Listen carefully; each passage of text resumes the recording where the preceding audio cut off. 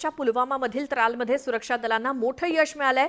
सुरक्षा दलांनी पुलवामा इथे 3 दहशतवाद्यांचा खात्मा केला आणि त्याचा सीसीटीव्ही फुटेज समोर आलंय। यात जैश ए मोहम्मदच्या 3 दहशतवाद्यांना कंठस्नान घालण्यात आलंय। आसिफ शेख, आमिर वाणी, यावर भट या दहशतवाद्यांचा खात्मा झालाय। ठार झालेल्या दहशतवाद्यांमध्ये एकानं पहलगाममधल्या हल्ल्याला लोकल सपोर्ट दिल्याची माहिती मिळतेय। त्याचं हे सीसीटीव्ही फुटेज कशा पद्धतीनं दहशतवाद्यांचा खात्मा करण्यात आला। यातील आसिफ शेखचा पुलवामा आणि पहलगाम हल्ल्यामध्ये सहभाग होता असा संशय सुरक्षा दलांना होता आणि या परिसरामध्ये आणखी काही जण लपल्याची माहिती देखील मिळाली आणि सुरक्षा दलांनी या परिसराला पूर्णपणे घेरलंय।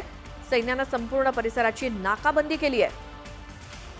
हे सीसीटीव्ही फुटेज आहे कशा पद्धतीनं काश्मीरमध्ये आणखी 3 दहशतवाद्यांचा खात्मा करण्यात आलाय।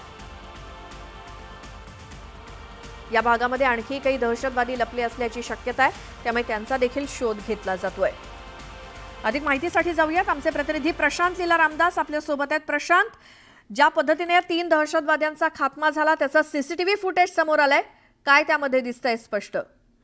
बरोबर आहे, अत्यंत महत्त्वाचं आहे की ज्या पद्धतीने आज त्राल पुलवामा जिल्ह्यातील त्राल सेक्टर जे आहे त्या त्राल सेक्टरमध्ये ज्या पद्धतीनं दहशतवाद्यांना भारतामध्ये त्यांनी प्रवेश केल्यानंतर त्यांना कुठल्या ज्या पद्धतीने त्यांना समोर भारतीय लष्कर, निमलष्करी दल आणि सोबतच जम्मू काश्मीर पोलीस यांनी ज्या पद्धतीने तडाखा दिला आणि या तिघांनाही आपला जीव गमवावा लागला, ते त्यांनी भारताच्या विरुद्ध ज्या पद्धतीने त्यांनी भारतीय हद्दीत येऊन काही प्रक्रिया करण्याच्या कुठल्या याच्या सहभागी होण्याचा प्रयत्न केला होता।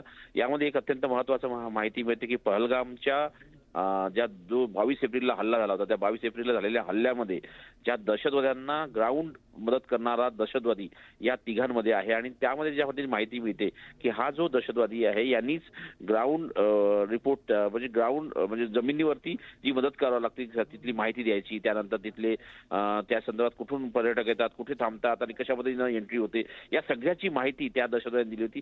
त्याच दहशतवाद्याला आज आपला जीव गमवावा लागला आहे।